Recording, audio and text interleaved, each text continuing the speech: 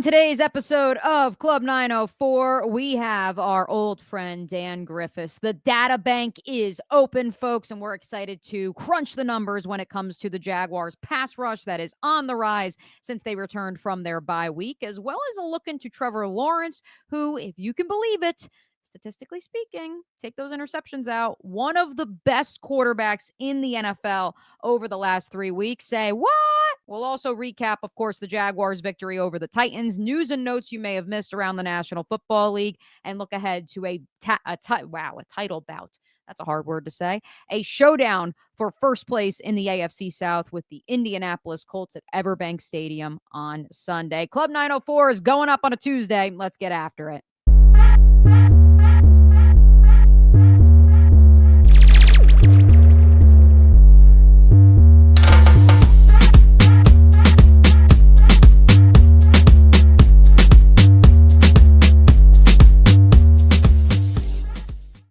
Welcome into Club 904, syndicated on the Action Sports Jax 24/7 channel. I am your host, Mia O'Brien, coming at you live from the home studio on this fine Tuesday, December 2nd. The Jaguars fresh off of a 25-3 dominating victory over the Tennessee Titans. In case you missed our Sunday post-game show with myself and Brent Martineau, you, of course, can go back, listen to that one on demand, because I know you Jaguar fans out there are clamoring for all of the content that you can possibly get your hands on ahead of Sunday's Week 14 matchup with the Indianapolis Colts. As always, make sure you're subscribed, you're following the Action Sports Jax 24/7 channel, as well as yours truly on Twitter at Mia O'Brien TV. You also can subscribe to the M'Brien NFL Notebook on Patreon. That is where I write my weekly reports from Jaguars camp, as well as some scoops that I'll drop here and there in our Discord chat. You know you want to be a part of it. Free 7-day trial is ongoing. And of course, you can maybe gift somebody. It is the holiday season after all. One of those monthly subscriptions that starts at $5 per month. This is an interactive show. We want you guys to be leaving comments, leaving questions, especially because this guy is in the club. The one, the only, Dan Griffis is back in Club 904. He's got a plethora of stats that we are going to dive into today. But first and foremost, Dan, still rocking the Arizona hat. I appreciate it as an AP voter on the men's basketball side, although I will tell you, I put Purdue number one. Again, just because I kind of like how some people fear Jaguars Twitter. I fear Purdue Twitter. Their wrath is crazy, but I am loving what the Wildcats are doing. And I know they're like kind of an honorary school of yours now, maybe, possibly. Yeah, so when I was in Tucson, the Gators played Arizona in Vegas, and so the entire week I was wearing the Arizona hat, and then that day I was like, "All right, I'm wearing the Gators hat today." Uh, so yeah, honorary. My sister's probably going to be out there for a little bit, so hopefully go to see her some more than what we have in the last year and a half. But yeah, it's that's a really fun place, especially the dichotomy between here and there is like night and day. But it very much does look like what I thought Arizona would look like. So Yeah, I've never been to Tucson, have been to Tempe and Phoenix a time or two, and I know a lot of our friends in the chat have as well, especially with that direct flight out to Phoenix, and those of you who took advantage when the Jaguars had that overtime thriller, Dan, over the Arizona Cardinals. I haven't had a chance to get you here on Club 904 in a couple of weeks now, so since we last checked in, big picture, before we look into some of the stats specific to the pass rush, the secondary, and Trevor Lawrence, your thoughts on the Jacksonville Jaguars, 8-4 in Liam Cohen's first year. And for what it's worth, I mean, have looked pretty good coming out of the bye, even if that included 2 overtime victories over one team that has 2 wins on the year and another that has 3. yeah, a few weeks ago I was looking at the numbers on off just big picture whole numbers like yards per play, stuff like that. When they were like 5-4, 6-4, and I was like, how is this team like that good? Record wise. And then the last few weeks they've statistically been a lot better. You have 2 dominant wins against the Chargers and the Titans. And the Cardinals, like they moved the ball really well. It's just some fumbles and interceptions that it ended up costing them. But yeah, otherwise, like turnovers aside, this has been a team that's been really able to move the ball on offense really consistently and has allowed very few points or yards to opposing defenses. You got the Chargers, the Cardinals scored 17 points without the fumble 6. So really, really good, and that's without, especially on defense, that's without so many guys, whether it's in the secondary or across the defensive line. So kudos to those guys for going out and making plays. Yeah, so don't believe some of these power rankings when you see them that have, the Houston's ahead of the Jags, which, to be The clear, Chiefs second still. I mean, we're going to talk about the Chiefs. We're going to talk about the Texans. We're going to do a little bit of everything here today on Club 904. So let's not waste any more time, Dan. Let's dive into some of the numbers that you have put together for us on this fine. Let me make sure you're still in the conversation. There we go. On this fine Tuesday, beginning with that pass rush, Josh Hines Allen's resurgence since achieving the Jaguars' career sack record has obviously been the headliner. But what do you make of the Jaguars' pass rush in particular over these last few weeks? Yeah, you've really kind of had to. Eric Armstead and Josh Hines Allen have really been the focal point of the last like month. I've got the pressures there. I think Eric Armstead before this past week, which he missed, Next Gen Stats had him as a pressure leader from week 10, or no, week 9 to week 12. Josh Hines Allen leads the NFL in pressures since week 9. So those two guys have really stepped up when the Jags needed them most without Trayvon Walker. Um, I had it listed here. It's a 10% pressure dip with Trayvon Walker off the field. And Uh, that's a dip downward, just to be clear. Correct.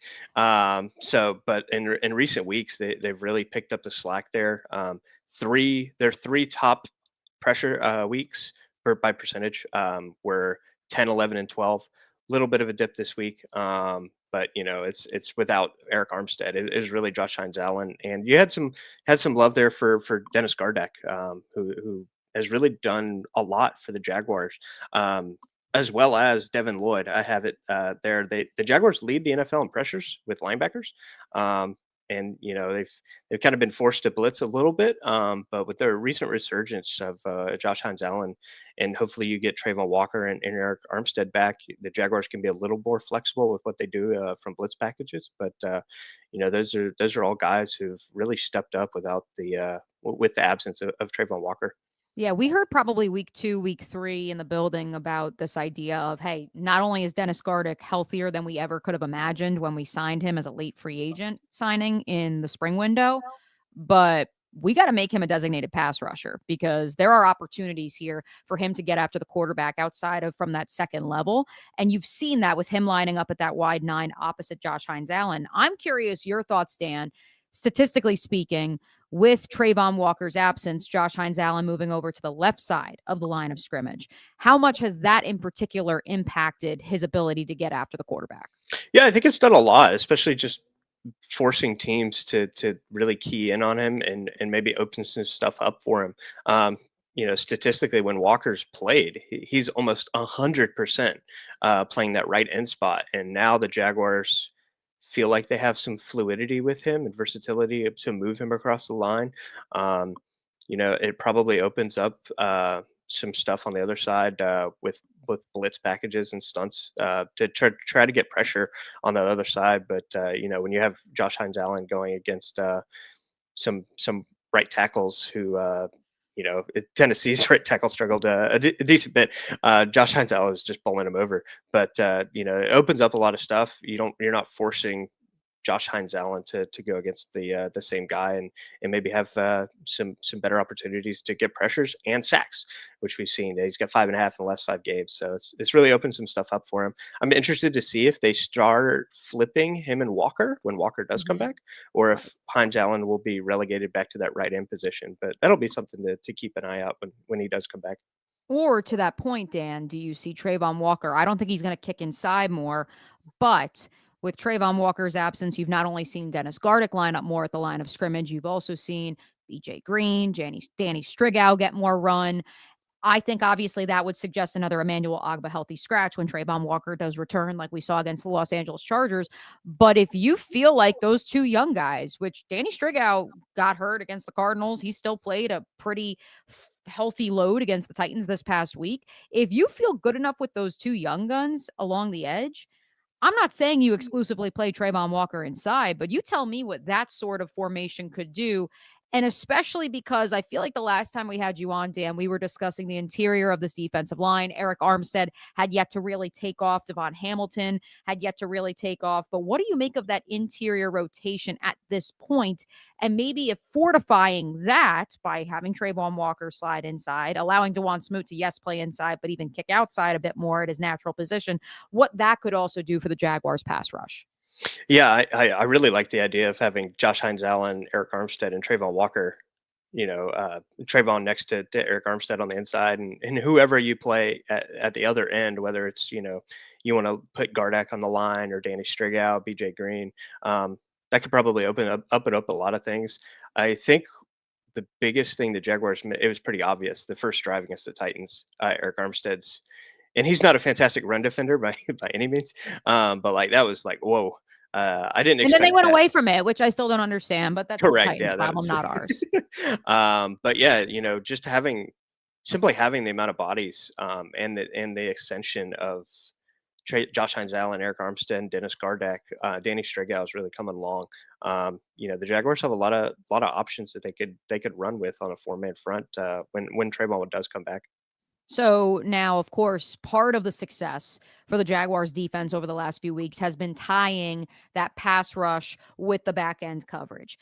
Andrew Wingard, Dewey, told the broadcast crew from the last 2 weeks on the television side that Anthony Campanella took a Cheesecake Factory menu of a playbook and made it McDonald's over the last 2-3 weeks since the Jaguars' last second defeat at the hands of the Houston Texans. From the coverage perspective, from the secondary's perspective, Dan, how have you seen that play out, and what do you expect to see this Sunday against the Colts? Yeah, I want to shout out a couple of guys who are depth pieces or thought to be depth pieces. Jarian Jones and Antonio Johnson have played fantastic football since coming in. Antonio Johnson is actually 21st among all defensive players in coverage EPA. That's next gen stats, and this is a guy who really didn't play much at the beginning of the year because you had Darnell Savage who'd played a fair bit to start this season. And then you had Eric Murray and Andrew Wingard as your starting safeties. And the Jaguars do like to run some 3 safety sets, and maybe they get back to that when Eric Murray comes back. He should be good to go, I would imagine, going forward. So that would be really awesome. But 2 interceptions. He's got a 55% catch rate. 31.3 NFL rating against. He's played super well at safety. And then Jarian Jones, Jordan Lewis. It sucks because you'd really like both of them to be in the slot. But Jordan Lewis and Jarian Jones are 2nd and 8th among the top 40 cornerbacks from the slot. And take it as you will. But Jarian Jones is the number 1 ranked corner overall. He's the number 1 ranked corner in tackling and in coverage from PFF since week 9. Dude's playing fantastic football. And I don't reference Friend of the PFF. pod, friend of the pod. That's why I'm smiling. And I know there's some friends of the pod that are friends of Jarian that are listening to this right now. And they're just smiling from ear to ear because I do think that some of the struggles early on in the season where he was exclusively playing outside, again, it goes back to, I don't want to say it, Dan, but like the clip went viral, and Jordan and I have since talked about it of like live on the air when the announcement was made that they were signing Jordan Lewis. And I said, I don't understand this. Like, you have one of the best nickel corners in the league who's ascending. Why would you go get another one? But to that point, first off, those two have worked out together for the last 2+ years. They're the best of friends. Jordan is a mentor to Jarian. And so I do think that yin and the yang and the great chemistry between the two of them can be used to the Jags' advantage. Not to mention you needed a leader in that room. And I think Jordan Lewis has done more than anyone could have ever imagined in that regards. But to your point about Antonio, to your point about Eric Murray potentially coming back off of the IR this week, now the question becomes, Jarian Jones has been very vocal. He can play all 5 spots. He's been cross-training at safety. He is in on those dime packages so that both he and Jordan Lewis can both play in the slot simultaneously. But when Eric Murray comes back, if you're going to run 4 corners out there, then that would suggest that you can only have 2 safeties on the field, right? Unless you're going to have less linebackers on the field or less players along the line of scrimmage. And that's, I think, a real talking point going into this matchup in particular against the Colts offense that obviously has a ton of different playmakers at their disposal. Yeah, the Jaguars started out the year running a lot more dime than they have recently. That's been something that they have been running a lot more base, and that's you've seen Gardeck on the field a lot. And it's hard to take Foyer and Devin Lloyd off the field because they're both playing fantastic football. But that when all of these guys come back healthy, it's going to be curious to see who the Jaguars run out there. Eric Murray played really well until he got injured. And I'm curious to see when everybody gets back if the turnovers start coming back. Too. That's something that's gone away a little bit. You had some fumbles, obviously, but that's an area that the Jaguars haven't been um, as opportunistic as they were at the beginning of the year. But I think overall they're playing a lot more consistent defense right now than they did at the beginning of the year. Um, so that's also something to keep in mind, even against good offenses like the Chargers. They really, and the run defense certainly helps. They're number one ranked run defense, and that really shuts down everything. Aside from that Titans drive, the Jaguars have been as the best in the NFL. Yeah, I think still the NFL leading rusher against the Jaguars this season was Woody Mark, 63 yards, which is so Interesting. low. Yeah. And Pat Mahomes is second at 60 yards. So Again, we're going to get to the Chiefs of it all a little bit later after we send Dan off. But before we do send Dan off, we still got a couple things we want to add into the data bank. I've got some stats for you, Dan Griffis, that I would love your assessment of. Let me rattle them off for you. Yes, I know that this Colts team that's rolling into Jacksonville this weekend is reeling after 2 losses in a row, one to the Kansas City Chiefs at the buzzer, and then one to the Houston Texans. The Houston Texans, of course, have the number 2 pass rush win rate unit along that front, according to PFF. Happy to report the Jags are up to 20th. So let me just say, the rise of Josh Hines out, we are 20th, baby. We are on the move, which is exciting. But here is where I want to couple that. The Jaguars, to your point, one of the best ranked run defenses in the National Football League. The Colts are 22nd as a run defense unit, according to PFF. The Jags, and I think helped in large part thanks to Antonio Johnson and Jarian Jones' individual metrics, according to PFF, are 6th in coverage. The Texans are 7th. The Colts are 29th. And so I know I'm pulling a bunch of different things together when I rattle off those PFF numbers, Dan, but 2 big takeaways for me. Number 1, this is a unit that is more and can be more than just stopping the run. That was something they even did under Ryan Nielsen that I think just got away from them in the second half of games because they would be playing from behind. And so that's obviously going to always be their bread and butter, but I think there's more to them. And number 2, they are not the formidable force that is the Houston Texans with Will Anderson and Danielle Hunter along the edge. But at the same time, where do you think we can look at the tape from the Colts and the Texans last week and say, ooh, this is what Houston did, both on the offensive and defensive side of the ball, and this is what the Jacksonville Jaguars can do on Sunday? yeah, it's I expected the Colts to be higher. So did I, and they're not. Defensively. So that's really interesting, and especially with how well the Jaguars' offense has come along. So that's going to be really interested to see how the Jaguars want to attack the Colts. But they're really, it sounds like, susceptible on whether through the air or on the ground, Right. especially recently. They've kind of dipped a little bit. You mentioned Houston's pass rush, and you mentioned Jaguars pass rush. If Walker and Armstead are back, you have another just really, really, I would hope, dominant pass rush against an injured Daniel Jones. So that's going to be. I think that could very well, and you just drop as many. We were talking about the Jaguars playing dime, rush 4.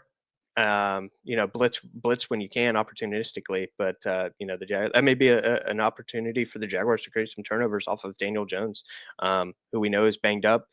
Stop Jonathan Taylor, and things get a lot easier for you. I'm curious to see, what the Jaguars offensive line, they've had some injuries there. That's a little bit of a concern, but Cole Van Lanen has played fantastic football. He's the only NFL offensive lineman to play 4 positions. So kudos to him. But if the Jaguars want to beat Indy, it starts with stopping Jonathan Taylor and probably getting ETN going back again, who had a bit of an off week this week. but the Jaguars were certainly good enough through the air to take down the Titans. The Colts are 5-0 when Jonathan Taylor goes over the 100-yard plateau. Each of the last 2 weeks combined, he has averaged 62 yards per contest. And of course, the Colts 0-2 during that span. Real quick, one more note on Josh Hines-Allen before we briefly touch on Trevor Lawrence and his play since the bye week. I do want to note, Dan, this is from our friend John Shipley. Josh Hines-Allen, again, want to continue to give him his flowers. Since the bye, third in the NFL in sacks, second in pressures, third in win rate. And there's at least one metric out there that I believe I saw you share online where Josh Hines-Allen has more pressures than Myles Garrett. Didn't Myles Garrett have a 5-sack game during the last 3-4 week stretch? Yes, that's correct. Yeah. So like, I understand that there is a contingent, including some of the folks listening live right now. Appreciate the nearly 400 of you that are live with us here on a Tuesday afternoon. There are those of you who say we don't care about the pressures. We want the sacks. But to your point, Dan, just to recap for those of you who missed the first few minutes of the show, a 10% dip when Trayvon Walker is not on the field in pass rush win rate. Am I remembering that one correctly, Dan? Pressure rate. Pressure rate. So as a collective, the Jaguars are 10% better when Trayvon Walker is on the field. And even without Trayvon on the field for the bulk of the last 3 weeks, Josh Hines-Allen, top 5 in the league pretty much across the board when it comes to sacks, pressures, win rate. Encouraging to see. The hope, of course, as has been throughout the duration of Josh Hines-Allen's NFL career, is that it continues outside of this 4 to 6 game spurt, because we've seen at times he disappears for 2 or 3 games, then reemerges for another 6 games, disappears again. Don't want to see that here in 2025. All right. Go ahead, Dan. Another big thing with Trayvon Walker coming back, especially if he comes back this week, especially this week, he's third among edge rushers in run stop percentage. Mm-hmm. That could be key against a Jonathan Taylor led offense. Love it. Love it. Let's flip it on over to the offensive side of the ball. You shared this one this morning. Most touchdowns by a quarterback since week 9. Matthew Stafford, 15. Josh Allen, 12. And then 3 quarterbacks with 10 apiece. Jacoby Brissett, Jared Goff, and Trevor Lawrence. And so, Dan, I ask you this. Is that a byproduct of Trevor letting it rip? Or is that a byproduct of the cast of characters he has around him? Or option 3, it's because he's played some questionable defenses the last few weeks, the Texans not included? Yes. All of it. Excellent. I certainly think the addition of Jacoby Myers has done wonders for Trevor Lawrence. He's catching 86% of balls, 0 drops. Him and Parker have really opened things up over the middle for Trevor Lawrence. And that was an issue that the Jaguars had the first half of the season, where they seemingly couldn't do really much of anything across the middle. And now with Jacoby Myers and Parker Washington, and both guys are extremely good contested catch guys. And I think that that's certainly helped Trevor Lawrence feel more comfortable in the red zone. He had some interceptions as well, but the plays that those guys can make across the middle and in contested catch opportunities, I think has given Trevor a lot more confidence. And I think that that's part of the reason. You'd like to say, like, just go let it rip, but it's hard to do that mentally to where, it's hard to approach the game from a mental standpoint. By just saying it. It's a lot easier to say it than do it. But I certainly think that the ascension of Parker Washington as a player who's really done a lot for Jacksonville, especially recently, and Jacoby Myers, Brenton Strange's return. He's got like 150 yards in 2 games or something like that. Another guy that Trevor trusts so much. So between those 3 guys, I think you had the return of BTJ who can open things up vertically. I think that's a big reason why we've seen Trevor Lawrence probably play a little more comfortable, especially recent weeks. You had the interceptions there. He's got 6, I think, in the last 5 weeks, 4 weeks, something like that. So 3 in 1 game, to be clear. 3 were in 1 game. Yeah, and that's a little bit of a concern. But I think, I saw a lot of plays, especially at the Titans, where I think Trevor Lawrence probably, maybe old Trevor. I don't. To some degree, I still think he's playing pretty smart. There's a lot of times where he took a sack instead of maybe throwing a pick last week. So I don't think he I thought he played pretty safe against the Titans and against the Chargers. He had the 3 interceptions and a fumble against the Cardinals, but I don't think that he's playing more reckless now than at the beginning of the season. I think it's more so just his level of comfort, maybe with his receivers out there, and certainly helps when guys go and make plays. He had a couple of big yak plays as well recently, so that certainly helps. Submission for another episode of the Data Bank here on Club 904. And I think it's going to be a common theme through the next 5 weeks, Dan. The in-breaking routes that Jacoby Myers runs that were trying to get Brian Thomas Jr. to run once upon a time. But now, obviously, because you have 3 capable pass catchers in Myers, Parker Washington, to those in the chat asking, do not have an update about him at this time. Hope to get you guys one here in the next 24 hours. The Jaguars are obviously off today. And then Brenton Strange, having those 3 guys creates opportunities for shots down the field for Brian Thomas Jr. But in the same vein, I think what is so interesting to me and what I'd love to do a further deep dive into is, number one, remember when Christian Kirk went down both in 23 and 24, and then the pass dot chart for Trevor Lawrence, and the middle of the field is just like neglected. Like Press Taylor was just like, yeah, we're no longer going to throw it over the middle of the field because Evan Ingram and Christian Kirk aren't playing. So that's number one. So this idea of Trevor Lawrence in the middle of the field, is it actually a place that he is comfortable throwing? Because throwing to Jacoby Myers, he looks extremely comfortable. Throwing to Christian Kirk, he looks extremely comfortable. Some other folks, not so much. But I also say that because when Trevor was drafted by the Jaguars back in 2021, Denny Thompson and I, back when I was still working at the TV station, would do Denny's QB camp. And we went back and we were shocked with how often Clemson really utilized these tight ends, none of whom really panned out in the National Football League.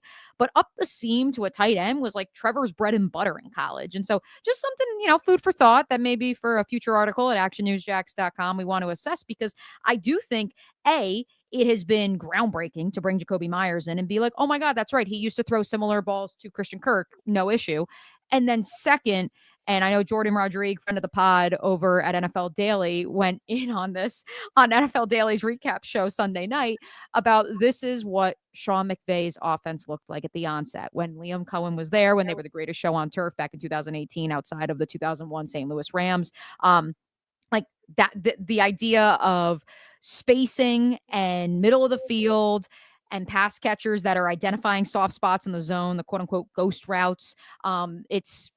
It's beautiful to see, but I also, and this is where we can kind of wrap up with you, Dan, I'm curious to see how it evolves, or if this is Liam paying homage to his mentor and kind of bringing something back into vogue that we haven't really seen outside of, here and there throughout that tree over the last 7 years. Yeah, I certainly think it's from a play calling standpoint, opened so many things up to have Jacoby Myers and Brenton Strange and Parker Washington. The Brenton Strange touchdown, the Jacoby Myers. Oh gosh, I'm blanking on the deep yeah, curl, yeah. yeah. The 50-yard catch, which was actually the longest catch of his career since 2019, folks. Yeah, and the Brenton Strange was his longest up touchdown. The seam. I think His touchdown was up the seam. Yep. So.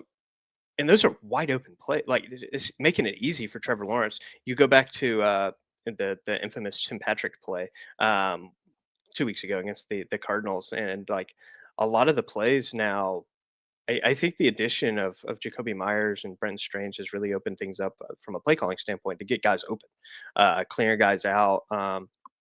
Jaguars ran the same route concept, back-to-back plays almost.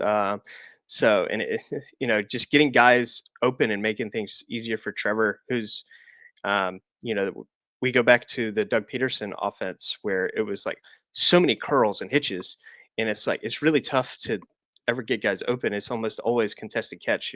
The defensive back's always on top of the receiver, and there's no ability for yak there. And then you look at recent weeks with the Jaguars, and guys are running wide open. And kudos to Liam Cohen as a play designer for making these things happen and making things easy for Trevor. He's making the throws, obviously, but I think that's also a really, really big part of not only does Trevor feel more comfortable throwing the balls, I think Liam Cohen feels more comfortable having guys that can go across the middle of the field that he feels confident in. And I think it opens it up a little bit more from a play calling standpoint as well. I'm excited for a future episode here on Club 904 where we dive even more into this. And of course, we know, Dan, it will be after a Jaguars victory over the Colts.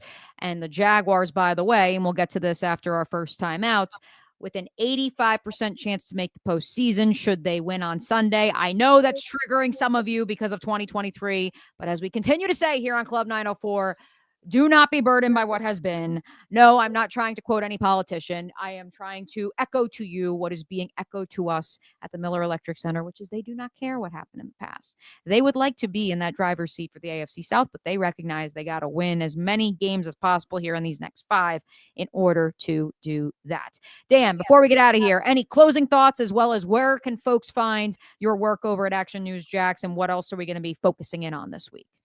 Yeah, sometimes I go and look for a stat and then I post it, and sometimes I just kind of look around and see what happens.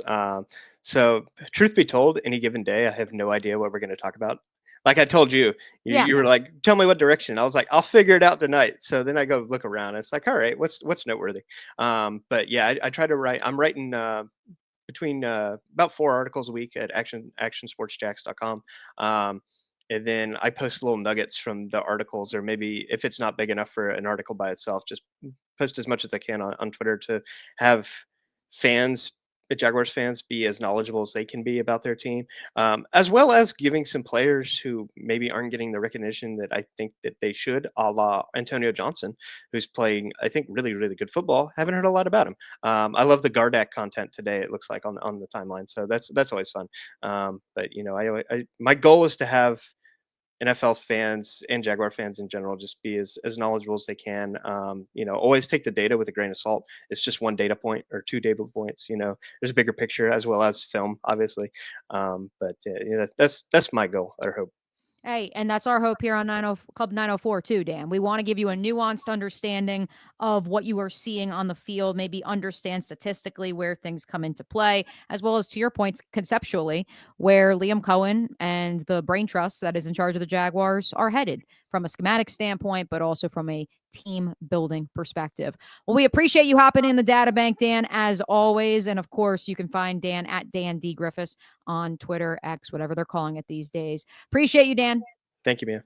There he goes, Dan Griffis. And of course, you can find all of that great work on actionnewsjacks.com as well. Let's take our first time out. When we come back, we've got news and notes we want to hit. I see those of you leaving comments, questions in the Q&A. Again, I do not have a Parker Washington update for you. People around the league asking me. I don't have an update at this time. When I do have an update, we will make sure we try to get you said update. And of course, if you're subscribed to the Mo Bryan NFL Notebook, you will be among the first to know about said update. When we return, we take a look at not only the Jaguars playoff odds, but where the Colts have some deficiencies on their roster, even beyond Sauce Gardner missing this upcoming game in Jacksonville. That's coming up next here on Club 904 on the Action Sports Jax 24/7 channel. People helping people. It's at the core of what Alive Credit Union is all about, and it's been that way for over 70 years. From the start in 1954 to today, the mission remains to inspire financial wellness and give you a financially fit lifestyle. Alive Credit Union and its employees are committed to not only serving their valued members, but also our community here in Northeast Florida. I had a chance to see that commitment firsthand as Alive partnered with our Action Sports Jax 24/7 team to bring you Armada men's and women's soccer broadcasts. Inside the 18, it is a shot, and it's a goal! Chloe Chivers! And that connection to the community continues with Alive Credit Union's support of the Police Athletic League of Jacksonville. Alive Credit Union's commitment to our community also involves serving the financial needs of all first responders through the recent merger partnership with City and Police Federal Credit Union. Join the community and become a member of Alive Credit Union today. Find out the many ways you can be inspired in financial wellness at alivecu.coop. Most of us know how to throw.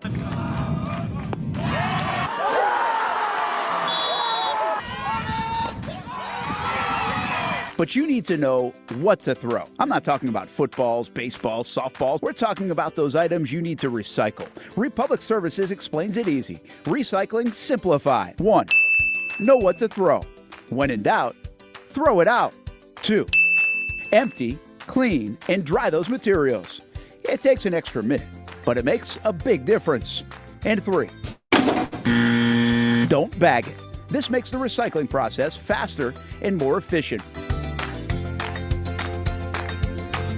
This is a look at the Republic Services North Florida Recycling Center. You can make this process even more efficient. By utilizing those 3 steps, Republic Services can help you become a better recycler in your home. Learn more at recyclingsimplified.com. If you look good, you feel good. And the medical professionals here at Ponte Vedra Vein and Aesthetics are here to make you feel your best. I'm on camera every week, and I have a confession to make. I'm not always confident in my appearance. Can you see my dark circles? Is my makeup highlighting my fine lines instead of covering them up? I question it all. So when I found out about the wide variety of procedures here at Ponte Vedra Vein and Aesthetics, I knew help was just one appointment away. Medical Director Dr. Megan Deacon Casey and her board-certified physicians have been using the latest in cutting-edge technology for the last 10 years, giving men and women their personal confidence boost. From Botox, fillers, Morpheus 8, and so much more. The hardest part was figuring out what I needed. Thankfully, the medical team walked me through what would work best for me through a free consultation. Come look and feel your best with the team here at Ponte Vedra Vein and Aesthetics. Visit them at one of their 2 locations, either over in Ponte Vedra or on the south side. Welcome back into a Tuesday edition of Club 904. Our thanks again to our good friend Dan Griffis of ActionNewsJax.com for hanging out with us for the first half hour of today's program. Still a ton of news and notes I want to run through, including one developing story in Indianapolis. But first, since a couple of you guys have asked in the live chat over on YouTube, I will get to Daniel's question with regards to the waiving of Austin Trammell. I won't bury that lead here as we run through some other notes around the National Football League. The Jaguars did waive the wide receiver on Monday afternoon. It is currently 1:37 p.m. on Tuesday. I believe he is a vested veteran, so he would be free to, or excuse me, he's not a vested veteran, so he could be claimed off waivers or could sign with another team. I'm curious to see if he reverts to the Jaguars practice squad, if this was a move done solely so that Eric Murray can then rejoin the 53-man roster on Sunday and it makes room for the safety's return.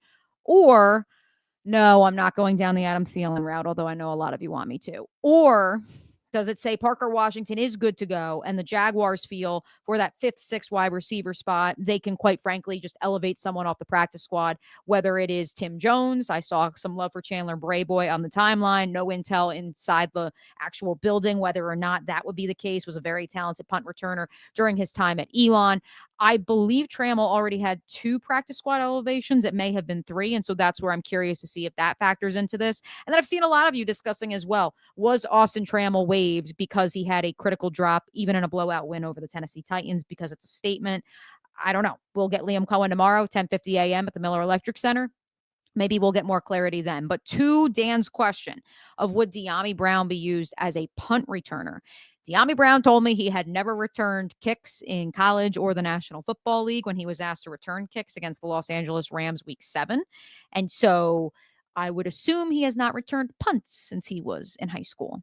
He is more than willing to do so. As I told some folks at the Mo Bryan NFL Notebook yesterday, they've been very encouraged in the building, both from him and Emmanuel Ogbah for being pros, even when they have both been healthy scratches over the last few weeks because of the ascension of other players, because of the trade for Jacoby Myers and what it has done to the Jaguars wide receiver pecking order. And so, look, we've already seen several examples of if you are not happy with where you are in the pecking order in your respective position group, then they will ship you out of town. You saw them release Colin Saunders so that he could pick a destination, even though that's now with a team that is not in the postseason hunt to the New York Jets.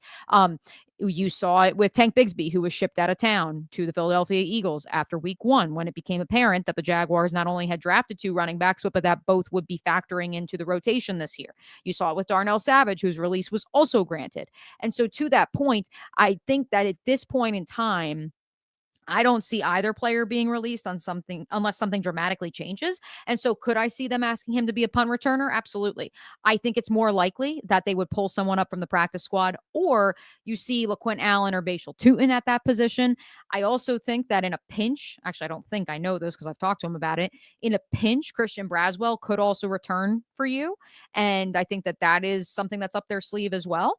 And I think that that's where you have flexibility. But the reason Dyami Brown was was a healthy scratch this weekend is because of the special teams value. Because they still had Austin Trammell on the 53-man roster, he gives you that opportunity, especially when Parker Washington did go down, to plug and play him at the punt returner position in addition to playing the slot wide receiver position. And it'll be curious to see moving forward how they figure out that configuration of that room if Trammell isn't reverting to the practice squad, or rather isn't re-signed to the practice squad after this 24-hour period. Good question from Dan. Glad we got to that before we hit some of these other news and notes. All right, let's hit them. Let's start not with the great note from our friend Dan Griffis. No, let's start with this. Here is where the AFC South playoff picture sits with 5 games to play. The Jaguars, of course, will host the Colts on Sunday, then host the Jets, followed by road trips to Denver and Indy before wrapping up the season against the 1-win Titans at Everbank Stadium. For the Colts, meanwhile, they are at the Jaguars, at the Seahawks, host the suddenly surging, despite everyone seemingly on the roster being hurt, 49ers. Then they host the Jags, and then they do have to travel to Houston. They already, of course, do not have a tiebreaker over the Texans, given they lost their only meeting so far this season. And for the Texans part of it all, they have to travel to Kansas City, Arrowhead, Sunday Night Football, host the Cardinals, who even with this whole notion of, oh my goodness, are they checked out? Are they done with just 3 wins to the ledger and they're already mathematically eliminated from the NFC playoff picture?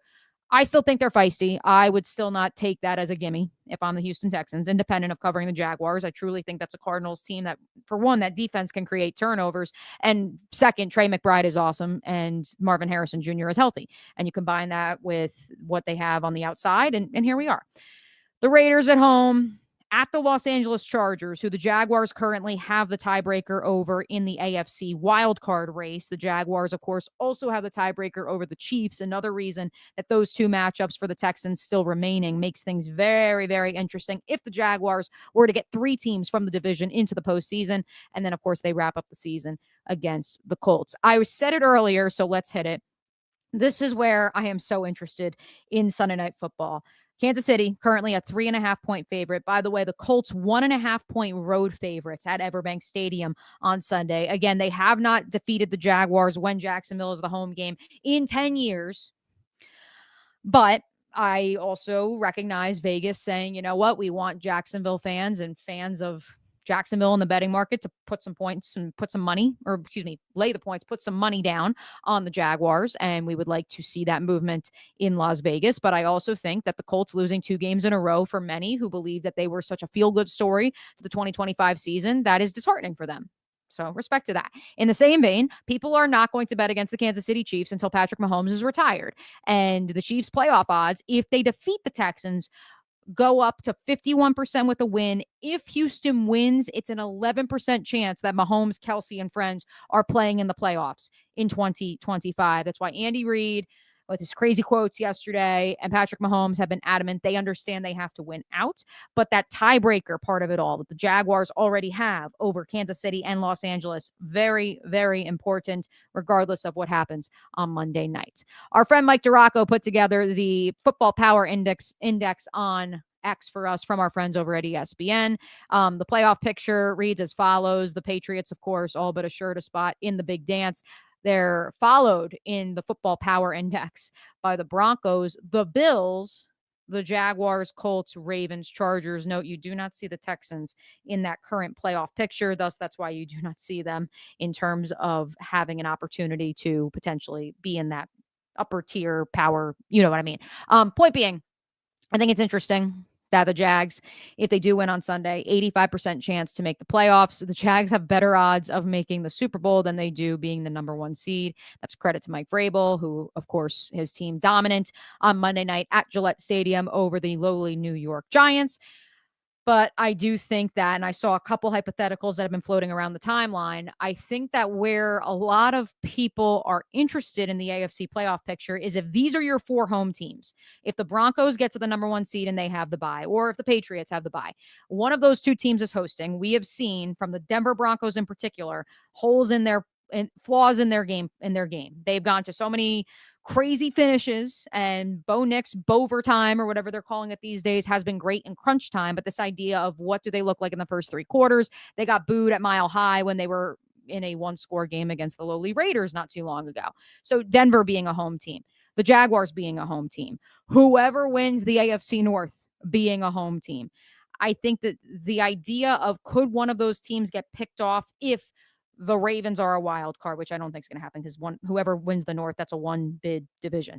If the Chiefs are to sneak into the wild card picture, if the Texans are to sneak into the wild card picture, if Indy wins on Sunday, wins the division, and the Jags are a wild card team. And I think that's going to be very interesting. It's going to be a very interesting storyline moving forward. I keep teasing it, so let's hit it, folks. We got kicker controversies out in Indianapolis right now. I don't know how or why. I haven't been following the Colts kicking game as closely as maybe I should have, but Michael Badgley missed a critical extra point on Sunday. That's just his second missed extra point of the season. He has one missed field goal, and yet the Colts are trying out new kickers. And they did have earlier this year, and I was just reading about this before we came on the air, they did have Spencer Schrader also kicking at different points this season. And so this is literally just from about an hour ago in meeting with the special teams coordinator. The reporters are out there in Indianapolis. Brian Mason says the kicking evaluation is different in week 14 than the thinking that led to Spencer Schrader kicking. In the offseason, the Colts were looking for a big leg mental makeup to develop. In week 14, they need experience and reliability. Kicker change before a battle for first place in the division. Just, it's interesting. I just didn't have that on my bingo card. Speaking of the Colts, some other notes. This is from Stephen Holder, the great ESPN NFL Nation Colts reporter.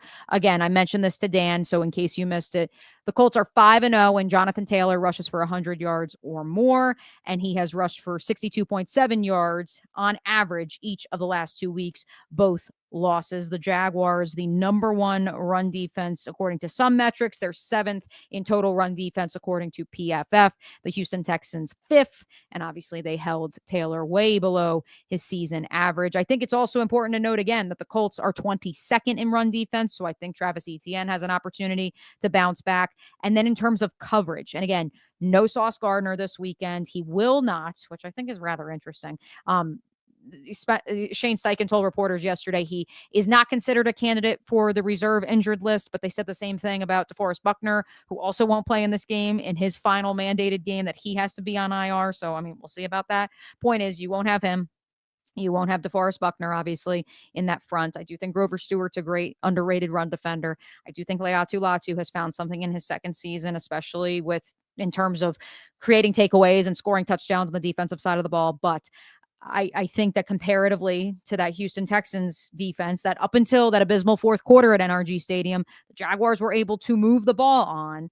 I think that if only on paper, there is a road, a path to success, both for the Jaguars on the ground as well as through the air, like we saw against the Tennessee Titans. Mentioned to you guys about Trammell, so nothing new there. And then another stat I wanted to bring to light. The Texans were 3 of 10 on third down. The Colts were 3 of 10 on third down against the Texans on Sunday. Since week 9, the Colts 32.7% on third down. That is 26th in the National Football League. You couple that with them averaging just 21.8 points per game, obviously tying that into if you could stop Jonathan Taylor, you force this game into Daniel Jones's hands. That is where not only takeaways and miscues occur, but also, yes, you do have Alec Pierce. Yes, you do have Michael Pittman. Josh Downs, 2 critical drops this weekend. He's really beating himself up over it in Indianapolis right now. But there are ways they can score, and they still aren't finding a way to score if Jonathan Taylor in the ground game can't get going. And I think that third down number is very interesting when you consider the success the Jaguars have had on third down over the last few weeks. How successful have the Jags been on third down? I'm going to come back with that one on the other side. One more segment to go. We'll answer any last-second questions that you guys get in on the chat, either on X or on YouTube, as Club 904 continues on this fine Tuesday in Duval County. You don't see a pit, it ain't legit. When you hear that, you think Bono's Pit Barbecue, a staple in Northeast Florida now for 75 years. A place that feels like home with friendly service, a meeting place for friends, family, or business occasions. On the menu, the corn nuggets are a favorite in our house, but there's something for everyone. Sandwiches, platters, salads, sides, desserts, and family feasts. You see Bono's all over the place in Northeast Florida. You know, there are almost 20 locations in the Jacksonville area now, so stop on by, sit down, and dine in with Bono's. You can also take it to go. There are drive-thrus in many of the locations. And they have delivery options too. Just download the Bonos app to make things easy. I signed up for the loyalty program, and you can too, to get special offers. If Jacksonville is home, few things feel more Jacksonville than Bonos Pit Barbecue. Celebrate 75 years and many more to come. Bonos Pit Barbecue. If you don't see a pit, it ain't legit. Choose your own adventure. It's not just a saying, but a way of life here at Cycles of Jacksonville. And whether it's 2 wheels or 4 wheels, at Cycles of Jacksonville, a great adventure awaits. With brands like Honda, Vespa, Segway, and Triumph, Cycles of Jacksonville has you covered with their inventory featuring a 60,000 square foot building. If 4 wheels is more your thing, check out the largest selection of Honda Talons in the entire county. No matter what you're looking for, Cycles of Jacksonville is going to have the selection you need, all with great financing and rebates. Plus, if you're active duty military, Cycles of Jacksonville will offer you 0% financing along with great discounts for military and first responders. And when you want to get off the road and set sail, Cycles of Jacksonville has you covered with everything you need to get on the water. So if you're ready for a great adventure, let Cycles of Jacksonville be your guide. Located off Atlantic Boulevard, or check out their website at cyclesofjacksonville.com. Nobody but Nimnicht. Our family has purchased 6 vehicles from Nimnicht Buick GMC. The #1 Buick GMC dealer in Jacksonville has lots of inventory to choose from with their best price guarantee. Who gives you top dollar for your trade? Nobody but Nimnicht. Save up to $10,000 off select new GMC Sierras or get rates as low as 1.9%. You know, I'm a truck guy. GMC Sierra, my trim level is an SLT. This one's an Elevation. Pretty good looking color as well. So here at Nimnicht Buick GMC, you have a lot to pick from. My father-in-law, he drives this, an Enclave, so I feel like that GMC in the family. 2025 is coming around the corner, which means it's almost time to close out those 2024s this summer. You can schedule a test drive at NimnichtBuickGMC.com. And while you're there, check your trade value and customize your payment options. Nimnicht is there for you, even on Sundays. So, who has put in the most years and stands behind a better experience? The answer's simple. Nobody but Nimnicht. Your friends in the car business since 1941. GMC. We are professional grade. Last segment to go here on a Tuesday edition. Wow, we're trying to do a lot of words here.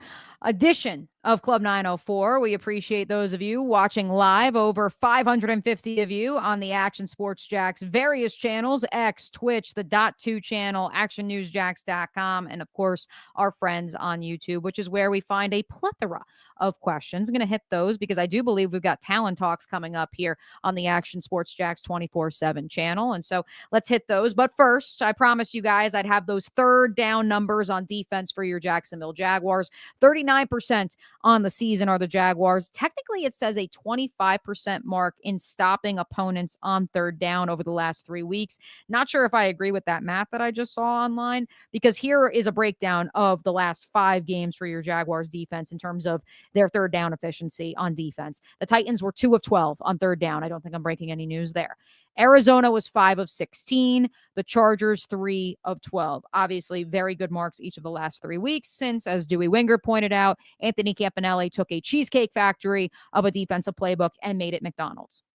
Much more base, as our friend Dan Griffis alluded to as well. But at the same time, the ability to create more pressure and more havoc has also been there, even with more of a quote-unquote vanilla playbook.